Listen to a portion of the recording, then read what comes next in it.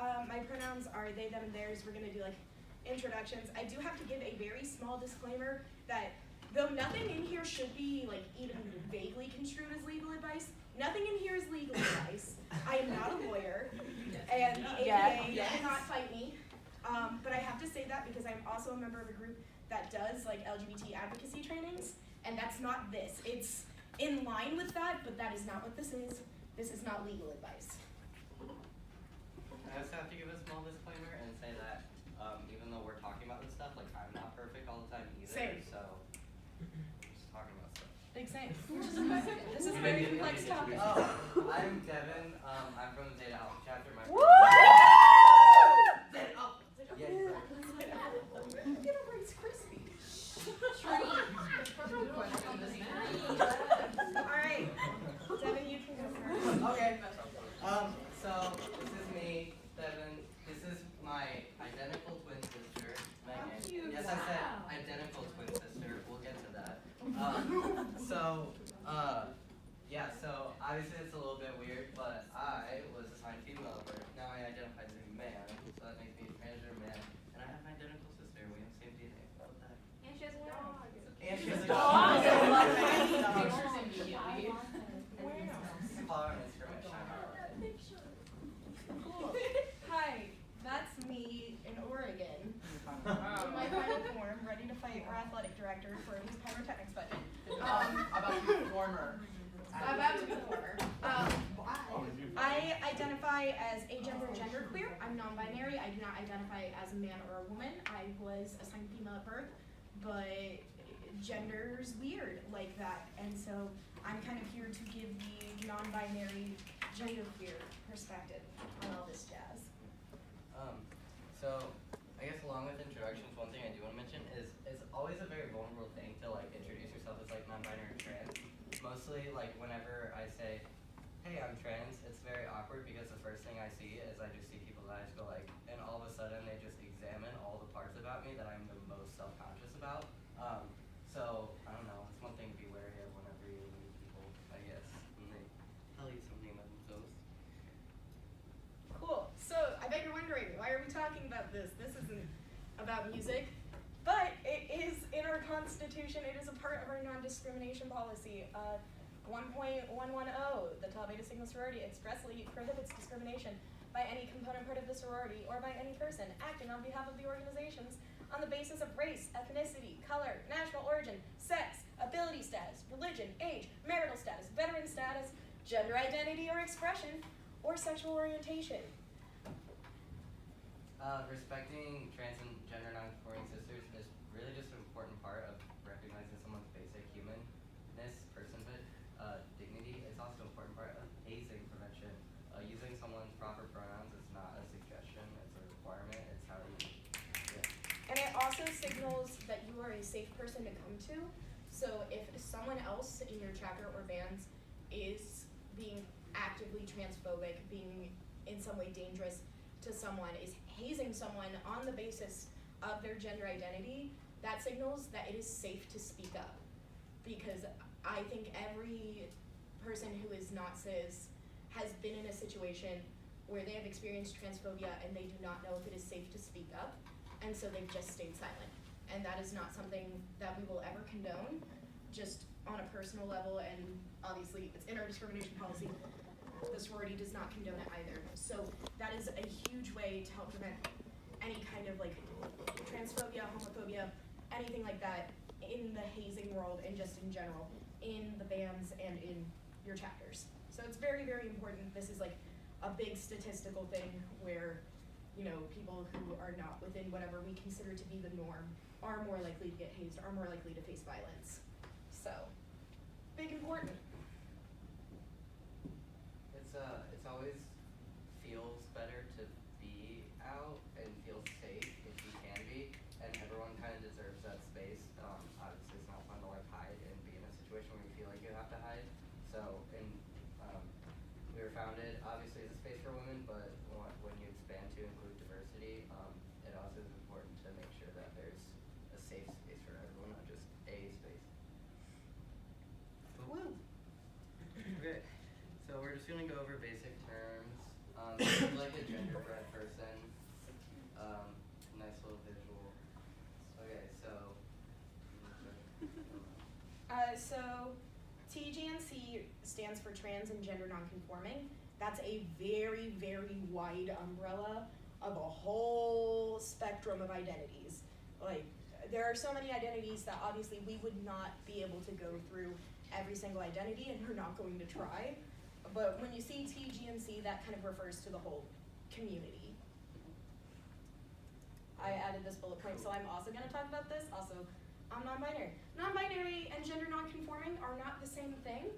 They can happen together, but they are not the same thing. Non-binary refers to when you identify as neither a man or a woman, whereas gender non-conforming has a lot more to do with your presentation and how you're perceived by others. So, for example, I personally don't feel like I could ever really be either gender conforming or gender non-conforming, because there is no one way that a non-binary person presents or looks. Whereas, you know, you might have someone who identifies as a man but dresses very femininely, you know, that would be gender non-conforming. It's very much about gender roles. It's a very weird space. These terms are also very, like, individual. You know, people generally have their own definitions of them, but kind of the generally accepted on a very wide level is that non-binary and gender non-conforming can happen at the same time, but not always. There are different things. Being non-binary does not necessarily mean that you do not conform to a gender. For example, I'm agender. That was a fun joke. Oh. Yeah. A space gender, agender, one word. So yeah, just kind of, it's one of those, kind of be careful with your terminology, kind of trying to understand what you're saying, because words mean things. So gender and sex, I guess you grow up and you kind of assume that these are, or you learn that these are kind of the same thing. They're very different. Kind of like what, I guess it's not on that. So, I thought it was on the guy. But the best way I've heard to describe it is gender is between your ears. It's who you believe you are, who you know in your mind that you are. Identity and sex. Yeah. Oh, there we go. So, yeah. And then gender, or sex. Gender is between your ears, sex is between your legs. You can kind of put two and two together biologically. Whatever. But yeah. That's that on that. So gender identity versus gender expression, this also kind of goes into what I was saying about gender nonconforming and non-binary. Again, identity and expression are not the same thing. Clothes are clothes. They mean things to some people and how they project themselves, but they don't always. You know, sometimes I wear a skirt. That doesn't make me a woman. I just don't like pants. Sometimes I just don't want to wear pants. So just, it's a very tricky, and again, this is all very complex. We're trying to give you just a foundational level of this kind of thing. But you cannot assume anyone's gender identity based solely on their expression. Yeah. Like identity is more internal and expression is more external. Yeah. FTM and MTF, they stand for female to male or male to female. So like I would be female to male. But the important thing to take away from this is a FTM man is a man and male to female woman is a woman.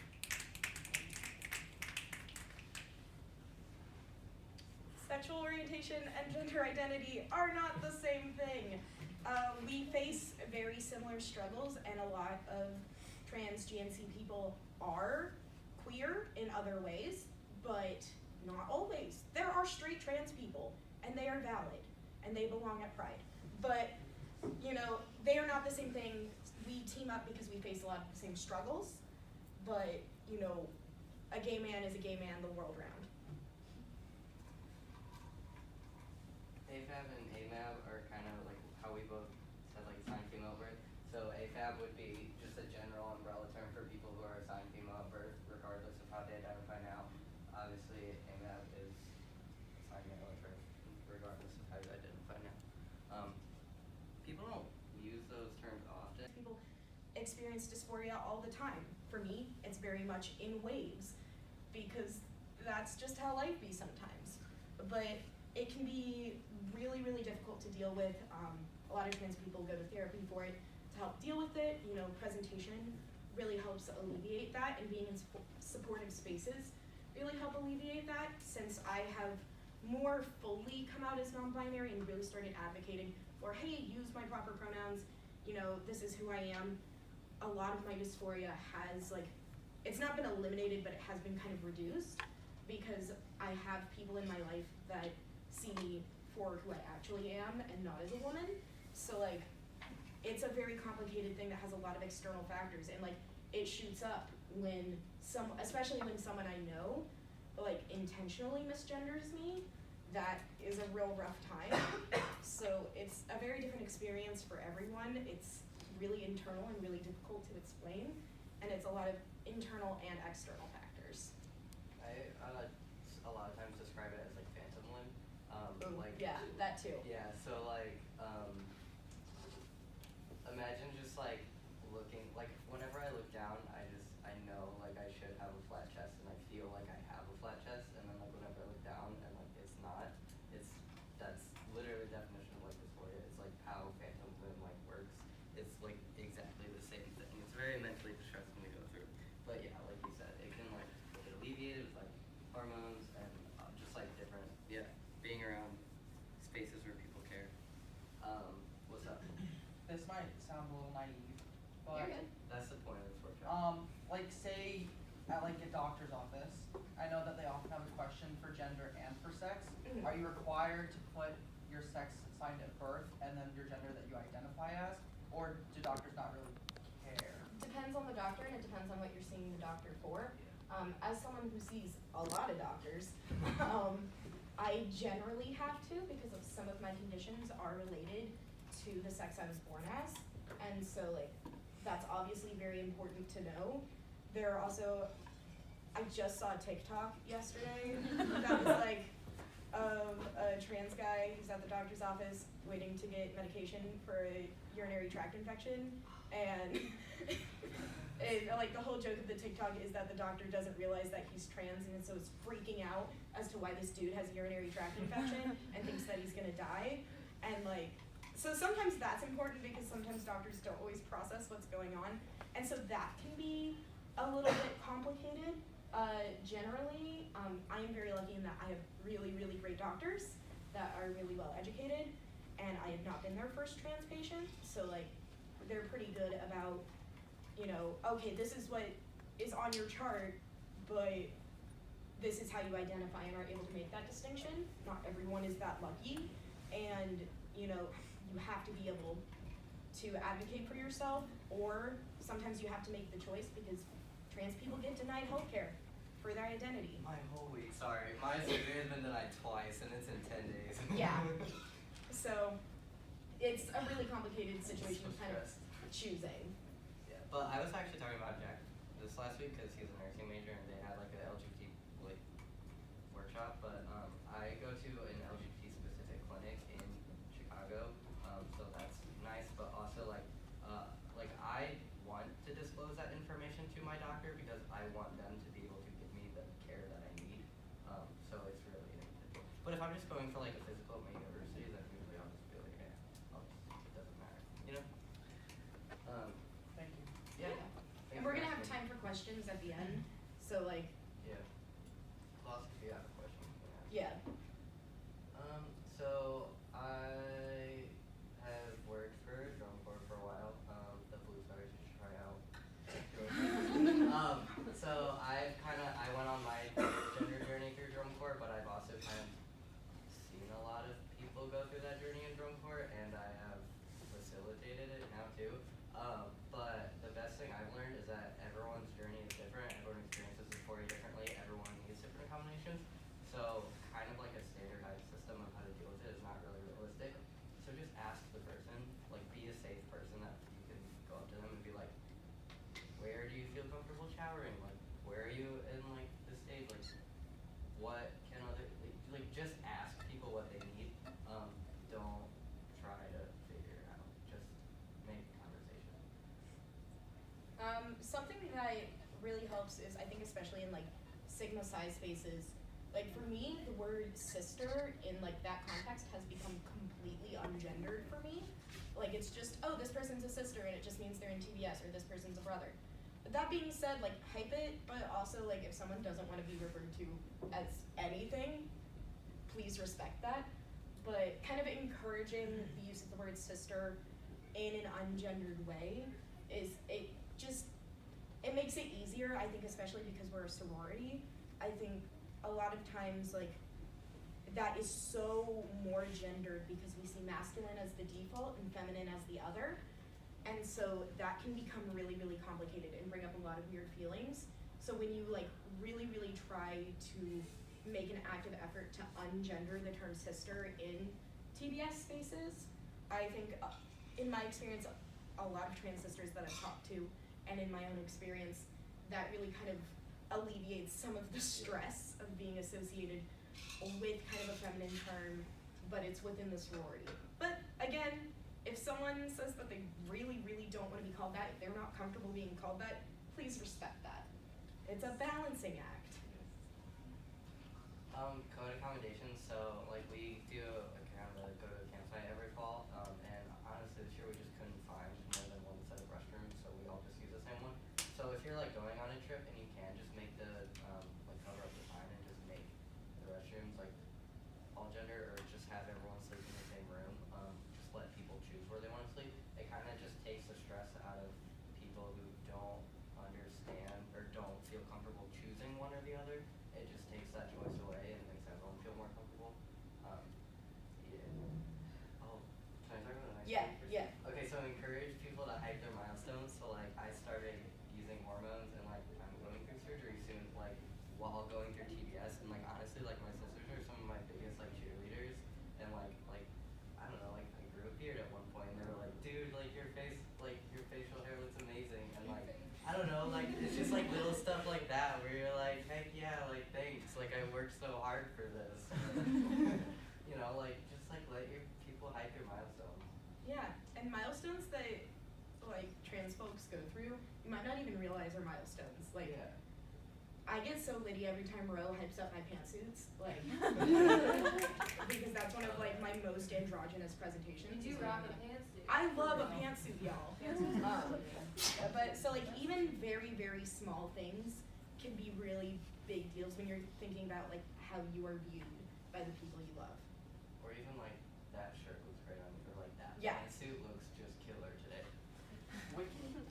In terms of creating a comfortable environment for everyone, obviously, people who are really vitriolic about their hate, and there are people that despise trans people.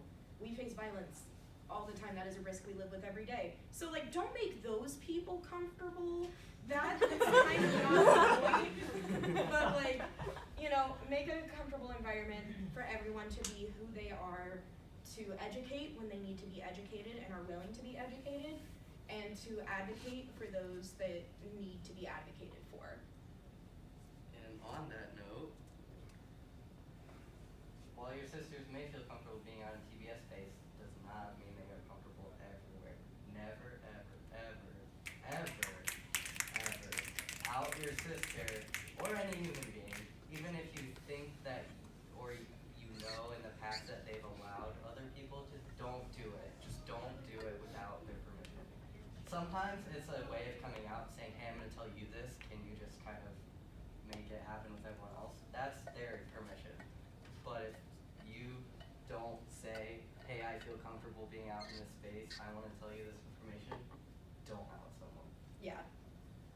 Yeah, like, for example, I present very femininely when I'm in my hometown, not because of my family is very supportive, but I'm from the most conservative county in Indiana.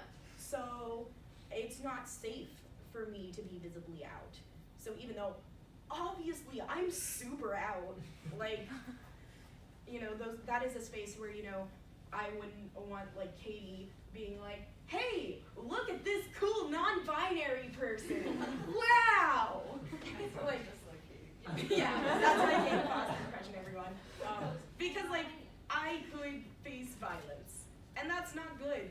So, like, kind of judge your circumstances. A lot of trans folks aren't out to their families because, unfortunately, that is the reality for a lot of trans folks, is that their families are not supportive, and that can put them in danger, that can jeopardize their financial stability that can jeopardize their access to healthcare.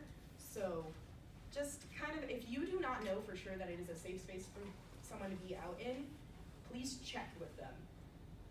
Especially if it's like not speaking from experience, a work-related scenario where you could legally be fired. Yeah, employment discrimination is still legal in a lot of states in the United States. This is not legal advice. But, you know, it's still a big thing. I was closeted at work over the summer just because I didn't even want to open that can of worms. So, Yeah. And even if like you don't get fired, you can still create an unsafe work environment for someone, and that's equally as awful. Okay, so little side tangent. I almost did not ever want to go through my third degree because we had to wear khaki pants, and this was a very trying time for me going, and it was a very trying time finding pants to wear for third degree that I felt like I looked okay in. So I almost just was like, no, I don't want to do TBS anymore because I don't want to wear khaki pants. So I mean, I'm not saying that like you can completely like work around those. Like, I mean, you can try your best to accommodate, but when discussing dress code for events, just try to make it more like general and not like everyone has to kind of wear the same. Like, at least maybe try to consider giving like some flexibility, I guess. I don't know. yeah. You know, don't be like, girls have to wear this and guys have to wear this. Like, I've never experienced that. Rose pretty chill. Like, our only real dress code thing is that you have to wear all black to third degree. Like, that's not gendered. That's just a color. But like, and there are lots of ways to do that. But I can definitely see like situations like Devin was talking about where, you know, at the end of the day, khaki pants are not an essential part of being a sister. I think we can all agree.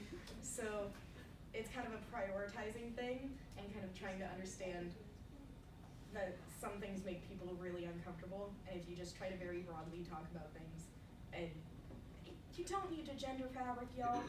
It's just fabric. I can go to a Joann's and not be like, that's a woman. So, We make it wrong. sure. Concrete, sure. Sharing pronouns.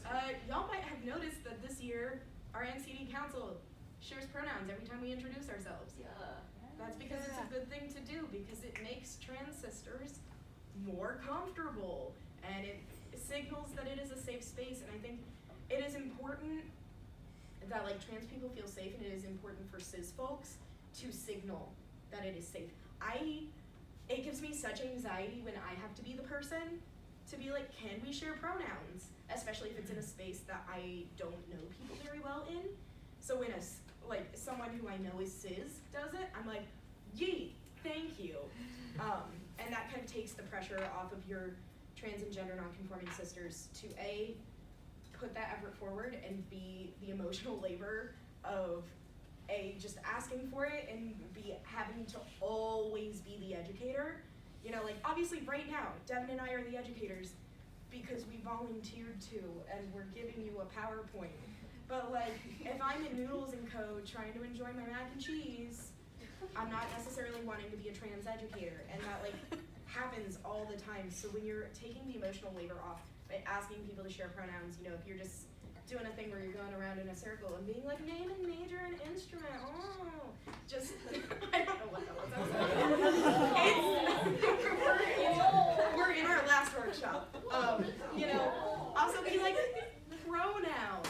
It's free and easy. Pronouns. It's free and easy. It costs $0. And again, it just opens the door for trans and gender nonconforming sisters to advocate for themselves and to feel safe doing so. I have a slightly controversial opinion about pronouns because, well, a lot of people say like, oh, pronouns are required. They should be like required to feel comfortable. Also, like if you just create the general habit of introducing pronouns, it also, because I can pinpoint like a 2.5, 3 year period of my life where I just didn't know my pronouns. I didn't feel comfortable sharing them. Pronouns change. Yeah. So you also want to create a safe space for people who like maybe don't want to share their pronouns and don't feel comfortable like in who they are. So don't scold someone for not sharing their pronouns. I'm an RA at the university. It sucks, but anyway. Free houses. So the university last year required, like during all of our events, that people have to share their pronouns. But something that me and my boss kind of worked on this year was that like, so I would introduce myself and I would say, hi, my name's Nate. My pronouns are he and his, or I could introduce myself as, hi, my name's Nate. If you're interested about my pronouns, you can ask me about them later in like a more private setting. That way it doesn't like necessarily force people to share their pronouns like in front of like 55 people. Yeah. Again, it's all about, there are lots of different trans experiences. So you just kind of have to play it by ear. These are all very general guidelines. Like, we're giving you a very base level of trans advocacy and trans inclusion. We love to see it. We do. Oh, bathrooms. Washroom. So yeah, there's a lot that goes into bathrooms. If you ever want to learn just the vague legal intricacies of all gender restrooms, come talk to me at a different point or send me a Facebook message. I could do a whole TED talk on this. It's a whole nightmare. When university/venue policies allow, and like in like the situation you were talking about with the campsite, and you're able to just be like, everyone can just use the same restroom. It's not a big deal. Do that. Sometimes that is not always allowed. Sometimes that is not always safe. You know, if you're in like a big public setting like here, that's obviously something we would not be allowed to do, and like it could be unsafe to do. But you know, always like try and like do what you can to make bathrooms as inclusive as possible. This takes stress off of sisters who face bathroom anxiety. Yeah. I don't know if you want to take the second half of the slide. Yeah. So if that's not an option, maybe have someone scope out and see if there are like gender neutral bathrooms around, just anywhere, whether or not they're accessible. Yeah. Be wary and conscious of the locations you're in. Like Dave said, sometimes it's just not the most appropriate place to, or safe place to be able to. Like if you're in the South, you know. Or not even in the South, but if you're like at like a Yee gas station. Or yeah, pro tip. IHOPs have all gender restrooms and gluten-free pancakes. Go IHOP. Yeah, it's funny. There's like the restrooms that like Taco Bell usually has single stall bathrooms. McDonald's usually has clean bathrooms. Yeah. Actually, yesterday I went to 2 different gas stations in a row. Both our bathrooms are out of order, and I finally got one at McDonald's, and there were Cheerios all over the Oh, place. I have an interesting story. I've only had like really one horrible bathroom experience, and it was so my sister moved from Chicago to Colorado, and I got to drive her. Lucky me. But I got put in charge of entertaining my mother for the drive, and we were driving through Missouri,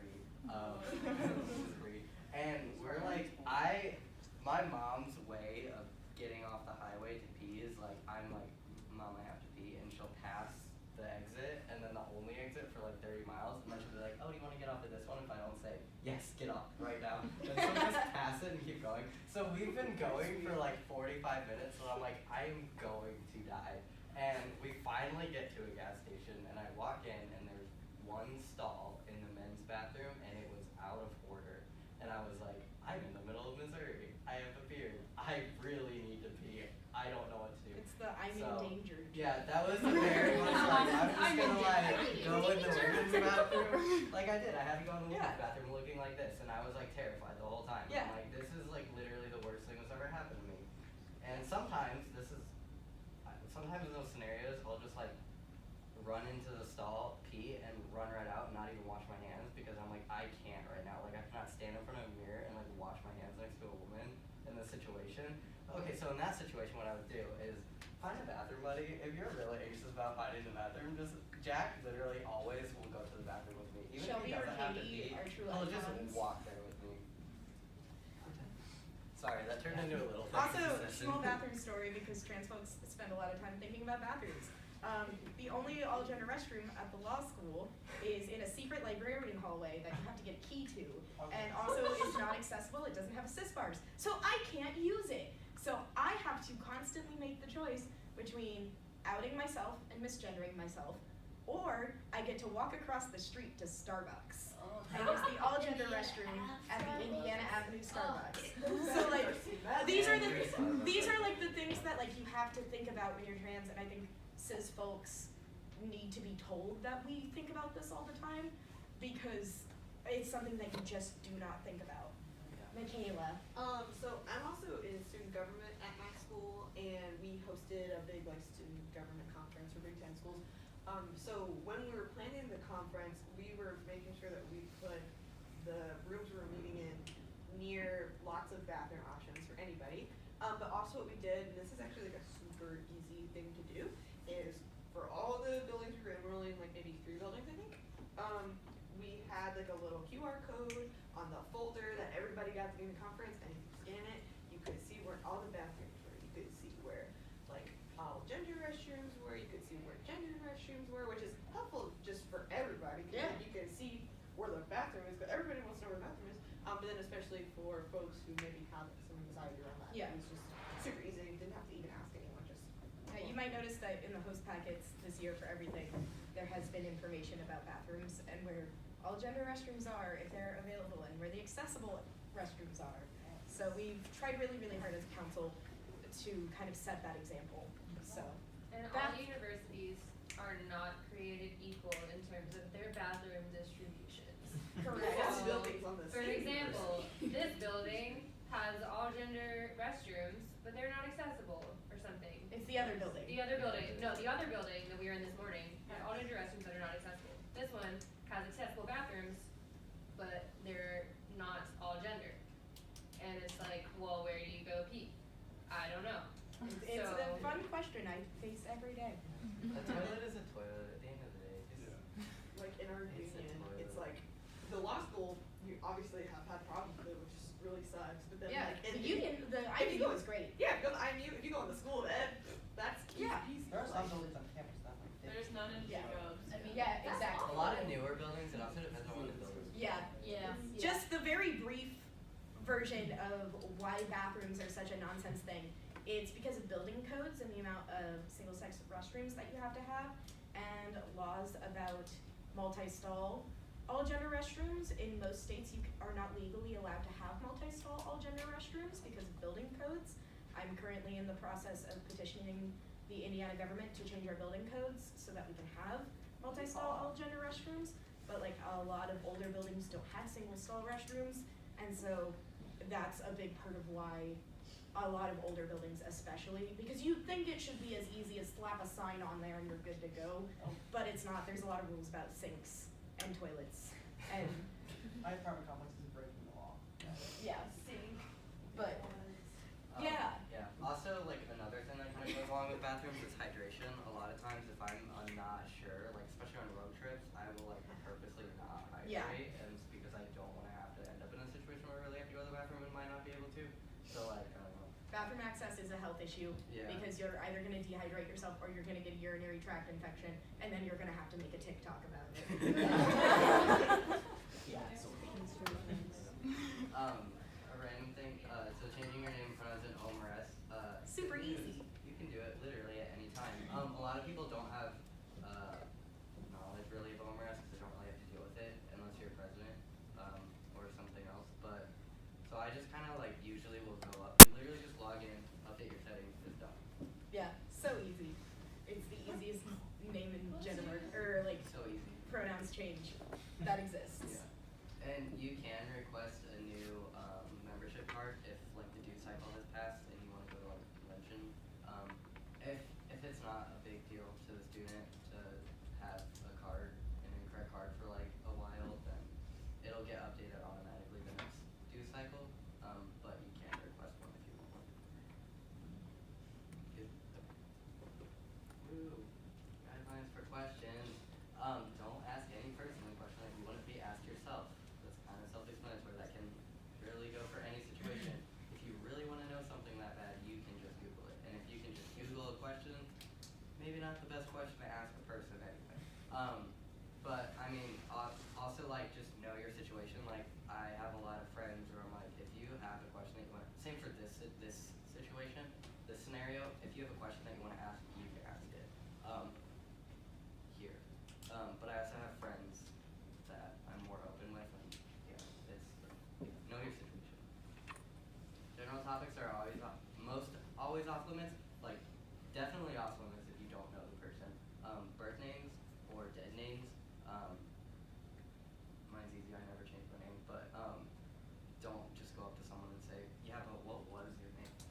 or the, what's your real name? Yeah. That's the worst question on earth. I don't get asked it because the name I go by is just a shortened version of one of my 2 first names, but like, what's your real name is, I hate that question. And also, don't ask people what's in their pants. That's not your business, unless you're like in a romantic and sexually intimate relationship with someone. And again, that is something that they should bring up when the time is right and when you're ready. Please do not just go up to a trans person and ask what's in their pants. Can we all just accept that? Like, it's kind of weird. You're not even gonna if you're walk up to a cis. cis person and be like, hey, what's in your pants? My Like, underwear. exactly. That's a good answer. I've never thought that one. My keys? I don't know. My phone? So yeah, those are just really very general guidelines for asking questions. Yeah. Because for the last little bit of our workshop, Katie, are we supposed to wrap up at 4? Ish, yeah. Ish? So we can do like Yeah, you have time. 15 minutes for questions. We don't have to use all of them, but I'll do Michaela then Shelby. Okay, sorry that my hand raise got high. I was You're just fine. stretching and raising hand. Okay, so I need to like give you a little bit of context for my question to make sense. So I had an experience where I had one of my friends who ended up transitioning, and that was a friend I've been close with since childhood. So that process was a lot easier for us to talk about things, just because I had known them throughout the whole process. Wasn't really a big deal. However, I did have a friend who then came out to me in terms of their gender, particularly more recently, and I was, excited for them, and that's how I like expressed it. I was like, oh my gosh, like I'm so excited. And then there was another friend with us in the situation who is definitely supportive of this person's gender identity, and means well and uses their correct new pronouns and all that good stuff. We love to see it. But they kind of acted like it wasn't a big deal, and I felt kind of weird about that. Because I understand, like, you don't want to, tokenize this person's coming out or gender experience, especially if you haven't gone through it yourself. But at the same time, that's just, like, kind of how I was wanting to show support in that, because I was excited for them, that they felt comfortable. So, I don't know, just, like, what's your ideal situation for you're disclosing to a person, somebody of a personal relationship, like a friend? Yeah. What are some things and reactions that would be optimal, if that makes sense? That's a good question. I think it's very individual for every kind of person, and I think it is very much dependent on where they are in their process of coming out. You never come out just once. I think that's a big misconception that non-queer people have, is that you come out and then you're out and there's a parade. Like, no, I come out every single day of my life. So when I first came out, I think having those really enthusiastic, hyper-supportive reactions were really important to me. But now, I think it's better for me when it's just like, okay, cool. And then my pronouns are respected and my identity is respected, because I have reached a point in my gender journey where I don't necessarily need that very, very intense validation that like other people definitely do at different points in their gender journey. And so, and I know some people aren't super comfortable. It's kind of like what Michael was talking about. Like when I had come out to Michael, if I had been, hey, I'm non-binary, and he was like, woo, yeah, we love it, I would have been like, whoa. But like there are other people that like, they were super enthusiastic. Like KB already knew I was non-binary, but like if KB hadn't known, it was like, yeah, I love it. I would have been like, yeah, that's on brand. It's very much, it depends on the person. It depends on the person reacting. It depends on the person coming out. There is no one-size-fits-all reaction, and some people don't want to make a big deal out of it because either maybe they just don't know enough, and maybe they're not educated enough to know what the correct response is, and they don't want to say something wrong. There's a lot of fear in especially supportive people of saying something wrong, and I totally get that. But I don't think there's necessarily an ideal. Yeah. I think also, the first thing I always say to people is just, I'm proud of you, thanks for telling me. Same. The most supportive thing you can do is use their correct names and pronouns. So as long as you're respecting them, they'll Also, sometimes just like little things make people supportive. Like one time Katie texted me and was like, I corrected someone's use of your pronouns in a dream. I was like, I love that. Awesome, thank you. Shelby McKelvey. Okay, so I've run into a situation where, like, I'm talking about a person who uses different pronouns than they used to use ever, Anyways, so I've run into the situation where I try to talk about them in the past tense, like before they decided that their pronouns were changed. I hope this is making sense. No, I know Yeah, I think I know exactly the where exact you're question going. you're asking. Okay. Are you asking like how do I refer to someone In the when past you're tense. talking about who they were before they came out? Yes. I will give you a very magical phrase. There are kind of two versions of it depending on the person. Before they came out and before they transitioned, but use their current pronouns. So like I would say before he came out or before he transitioned, or Devin might say about me before they came out. Again, unless it's like an unsafe situation to gender them correctly, like there really is no reason to use their former pronouns. Okay. Like, I think that's a Yeah. fairly solid. Yeah, and also Procedure. if they had a different name, then still use their current name too, because they're still the same person that they were Yeah. before they transitioned and came out, so you would still use the same pronouns. Correct pronouns. Thank you so much. Yep. Mikhail. So I just want to make sure that what I thought was right was the right things. So I was in a situation before where one of the friends I was with didn't use the pronouns that people would expect them to use, I guess. And it was one of those places in Ohio where it's not necessarily the safest place for that.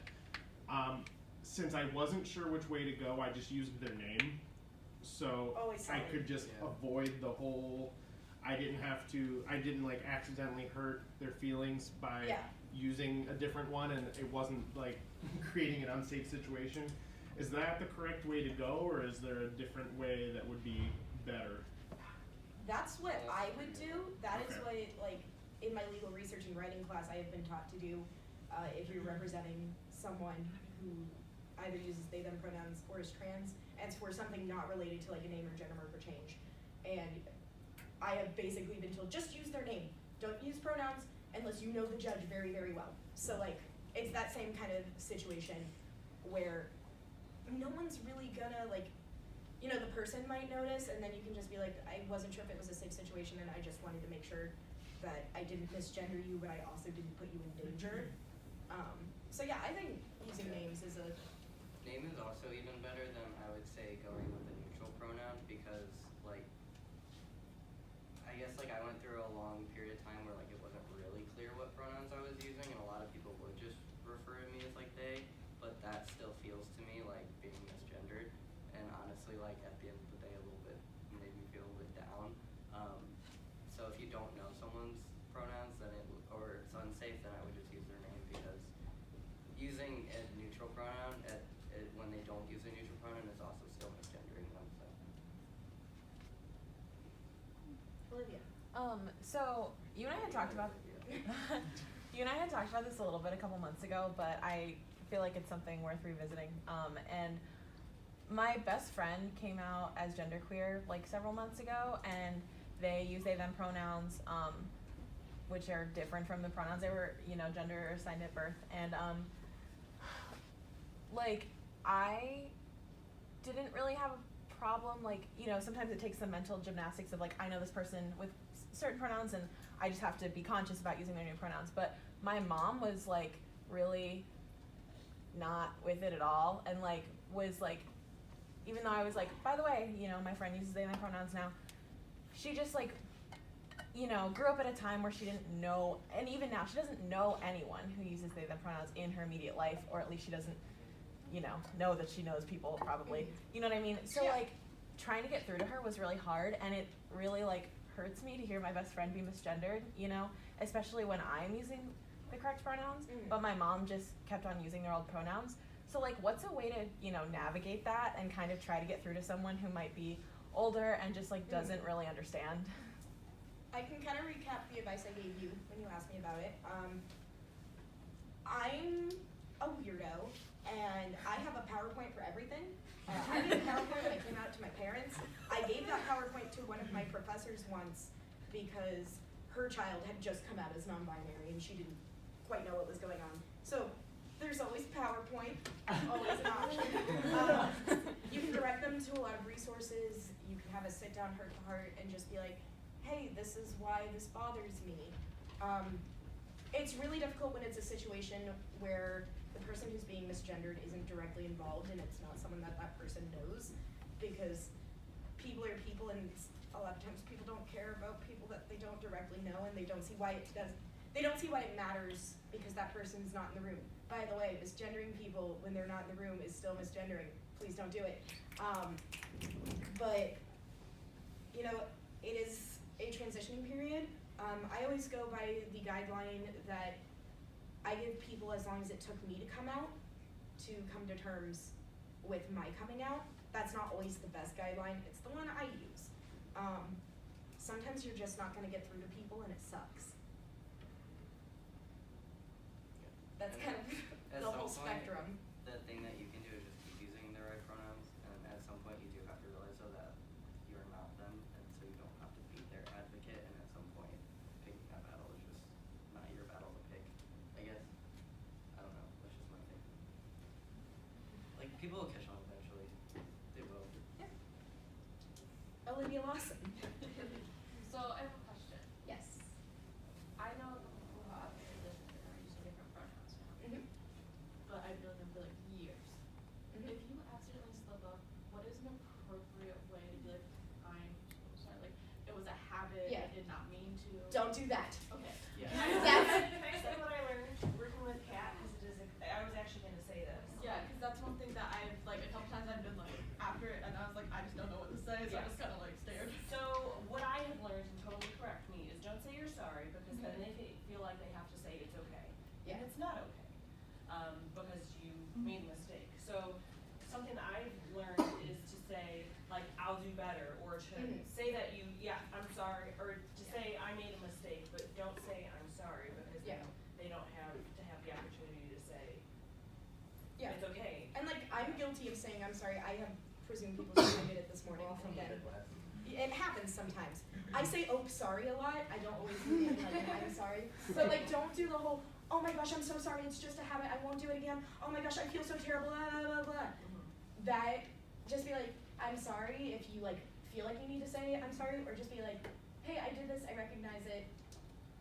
I'm gonna do better, and then just move on. Okay. Do not make a huge deal of it because it just makes everybody You uncomfortable. also don't even have to say anything. You can just fix it, correct yourself, Yeah. and Then move they're on. like, okay. Yeah. Because it's definitely like anytime I disrespect someone, sorry is the first word out of my mouth. Yeah, and that's I a just normal feel human bad. reaction. Yeah, That's okay. and that's like big Midwest culture too. Yeah. I just say like whoops or Yeah. Then you Whoops you're is a good saying- one. then you're Oh. saying, like, I recognize it. yes. but- Yeah. It's like I bump into a wall and I'm like, oh my god, sorry. Yeah. But yeah, Even that's act the squirrel. that's like a really, really good question, Yeah. because I feel like when people are trying to be allies and trying to be advocates, they go overboard, and you're just like, whoa, My mother. oh, like, okay, you could have just like corrected yourself and moved on, but you know, it's better than violence. Catherine. I do want to say, as a cis person with a non-binary BFF, I try my best to correct other people when I hear someone misgender them, because it's a lot easier for me to do it because I'm not exposing vulnerability, and I can kind of be like another little like force field, I guess. Yeah. Yeah. You're setting just a like, culture and an expectation. yeah, and I can put another layer of protection, being like, don't fuck with my friend. Yeah, like Sorry you're not for putting the language, emotional but- liability on them. Yeah. Yeah, and it's exhausting to have to correct, like, I'm sure all of you guys can think of something that you've had to like continually correct people about, and for it to be like so close to like your personal identity, I don't want my trans friends to be any more exhausted than they already are with the world. Yeah. So, And also you can just take it on yourself to like help out. a general statement for like misgendering folks. I would say a solid 9 times out of 10, especially when it's with people I know or in like spaces that I know are safe and affirming. I can tell the difference between when someone accidentally, like pure accident, misgenders me, and when someone is doing it on purpose. Like, I think that's a pretty solid, like, I can't explain how, but like, you can tell. Like, so if it truly is a genuine accident, you probably, like, I mean, recognize it if you like really feel like you need to, depending on your relationship with the person. But like, don't give yourself massive anxiety and like try to like talk yourself through it, because chances are the person is just gonna be like, oh yeah. Like sometimes I don't even register when I get misgendered, but like, it's just kind of a thing. Like, people can tell when it's like in good faith or just a slip up. Thank you.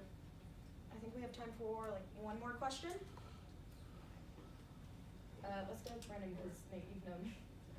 So,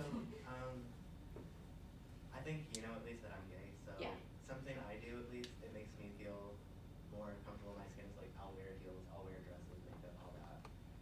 I wasn't really aware of gender nonconforming. Is that something like you would say is a spectrum I fit under? Like I very much Yeah. identify with male, but If that's something you're comfortable with, then yeah. Like, you can be cis and still be gender nonconforming. You also don't need to label yourself. Yeah. You can just Yeah. be who you are. Okay. Yes, if we're very fast, you can have I a feel question. So, Awesome in the dress. but what do you do in like social settings, like say you're in a group like this and then someone's like, hey guys, like can everybody be quiet? And cause like hey guys is like Yeah. a colloquial term that like everybody uses. Like I've switched to Yeah. like hey chefs or like I personally don't have an issue with like, hey guys.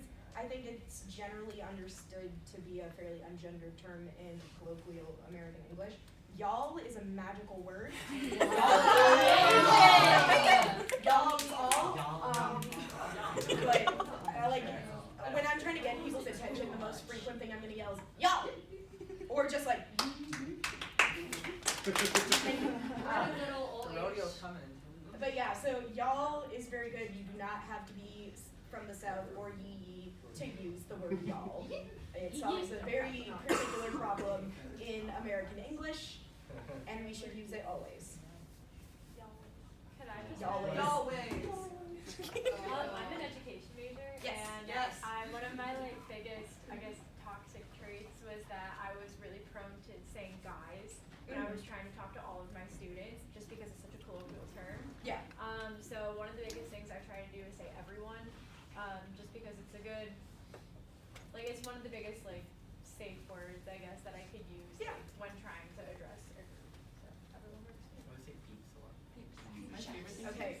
I'm gonna call last question, and then if anybody else has any other questions, please just feel free to contact me. I'm sure Devin is the same. I'm also in education, and I haven't run into this yet, but if a teacher were like cis or not non-binary, but like the students are so used to saying like Mr., Mrs., I Miss. was wondering this the other day. Even me. So my prefix, I have to use this especially in the law school, because law school is very formal and you get called on by your prefix and your last name, or sometimes you have like moot court and judges will not call you by your first name. Mix, MX, pronounced MIX. Mix is the generally accepted all gender version of that. Sometimes you're just gonna, if that is a situation that comes up and you're trying to teach students, that's gonna become a real tricky situation real fast. That's something that I feel like, you know, you're going to like, the teacher in question is going to need to like really consider that, really talk about it. It's going to involve a lot of education, and it is going to inevitably involve angry parents. There will always be at least one, because we do not live in a utopia where everyone is educated about trans issues. The best thing one can do as an ally is just, you know, use mix, use they, them, use whatever pronouns that person prefers, and just kind of do your best to explain. Kids get gendered. Like, I've never had trouble explaining to a small child that I'm not a man or a woman. Because like I have had small children come up to me, especially like when I am able to bind and I look a lot more androgynous than I am, or like than I normally present as. I will have children that come up to me and are like, "Are you a boy or a girl?" And I'm like, well, first I check to see if their parent is around and whether or not they might get angry with me. That's another like safety thing. But a lot of times I'll be like, neither. They'll be like, "You can do that?" And I'm like, "Yeah." And then they're like, "Cool." And then they go back to, I don't know what kids like. Jacks. Their nose.